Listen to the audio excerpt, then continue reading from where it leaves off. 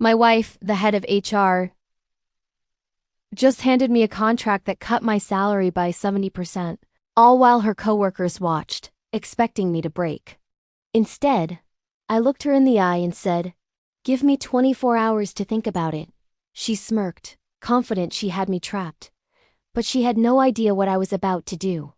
I walked out of that conference room with my head held high, even though my heart was pounding. My wife Sarah had always been competitive, but this was a new level of cruelty. We worked at the same tech firm, a place I had poured my soul into for over a decade. I was the lead developer, the one who built the systems that made our company a major player in the industry. Sarah had climbed the ladder in HR, and I'd always been her biggest supporter. But lately, something had changed. She saw my success not as our shared victory, but as a shadow she was living in. The meeting was supposed to be a standard annual review. Instead, she had turned it into a public spectacle. She gathered her entire HR team and a few senior managers, sat me down, and presented the revised contract. She spoke in a cold, corporate tone, listing vague reasons like market adjustments and budget restructuring. But I saw the look in her eyes. This wasn't about the company, it was about her. She wanted to put me in my place, to show everyone, especially me, who held the real power. Her colleagues looked uncomfortable, avoiding my gaze. They knew my value to the company. I had personally mentored many of them, solved impossible problems, and worked countless nights to meet deadlines that saved multi-million-dollar contracts. And now I was being humiliated by my own wife for what felt like a personal power trip. I could have argued. I could have listed my achievements, my patents, my contributions that were worth 10 times my salary. But I knew it would be pointless. Arguing would only give her the dramatic scene she craved. So I stayed calm, requested my 24 hours, and walked away, leaving a room full of stunned silence and one very smug-looking wife. That night at home was tense. Sarah acted as if nothing had happened, asking what I wanted for dinner. I just said I wasn't hungry and went to my home office. She probably thought I was in there sulking, feeling defeated. But I wasn't. I was preparing my next move. For months, our biggest competitor, a company called Innovatech, had been trying to recruit me. Their head of talent, a guy named Marcus, had reached out several times.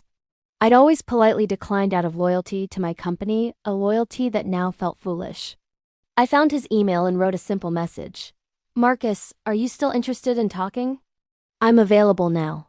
Less than 5 minutes later, my phone rang. But what would happen next was more than just a job change. This was about reclaiming my dignity and showing my wife the true cost of her actions. If you enjoy emotional and dramatic revenge stories, please subscribe for more. Marcus was ecstatic to hear from me. He didn't even ask why I'd had a change of heart. He just said, "You have no idea how glad I am you called. The position is still open, and honestly, we created it for you." We talked for over an hour. I didn't mention the humiliating meeting or my wife. I simply stated that I was exploring new opportunities. Marcus laid out their offer. It wasn't just good. It was staggering. Double my current salary, a significant signing bonus, a leadership role with full creative control over a new flagship project, and a team I could build from the ground up. It was everything I had ever dreamed of professionally. There was no negotiation needed. I told him I'd have a signed offer back to him by morning. After the call, I felt a weight lift off my shoulders that I didn't even realize I was carrying. The bitterness and hurt from Sarah's betrayal began to be replaced by a thrilling sense of anticipation. I printed the offer letter from Innovatech, signed it, scanned it, and sent it back to Marcus. Then I typed up my resignation letter. It was short, professional, and effective immediately. I set my alarm for the next morning, feeling a sense of peace I hadn't felt in months. The next day I walked into the office at exactly 9 a.m. I didn't go to my desk. I went straight to the main conference room where Sarah was leading her morning team meeting. I knocked gently on the glass door.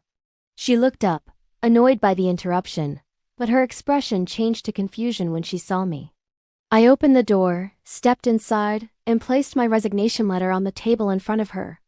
"As per our discussion yesterday," I announced to the room, "I have made my decision." I looked directly at Sarah. "I resign, effective immediately." Her jaw dropped. The smug confidence from yesterday was gone, replaced by pure shock.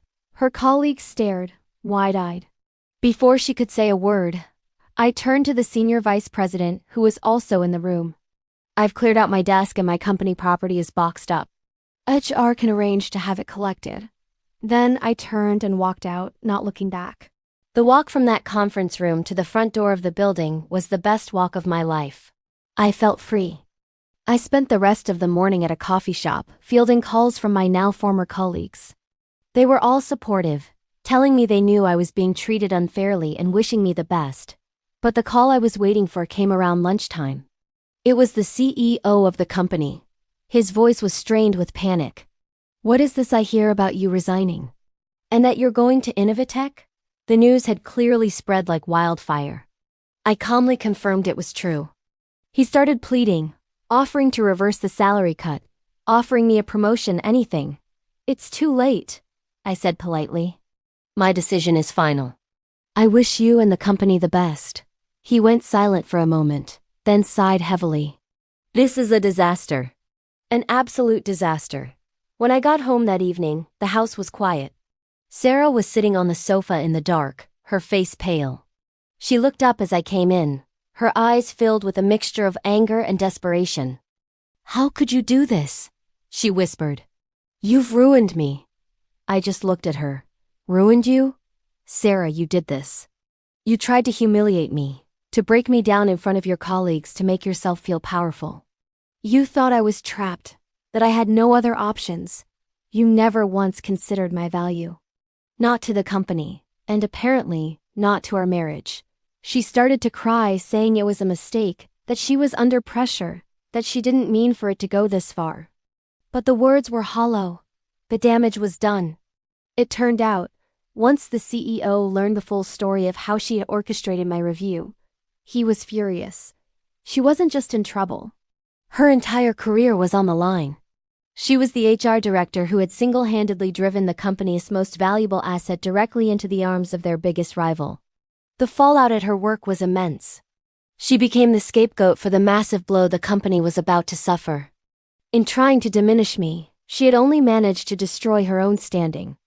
I didn't feel triumph, just a sad sense of finality. I had my new beginning, a future where my work and my worth were celebrated. She was left to face the consequences of her own actions, alone in the mess she had created. Thanks for watching.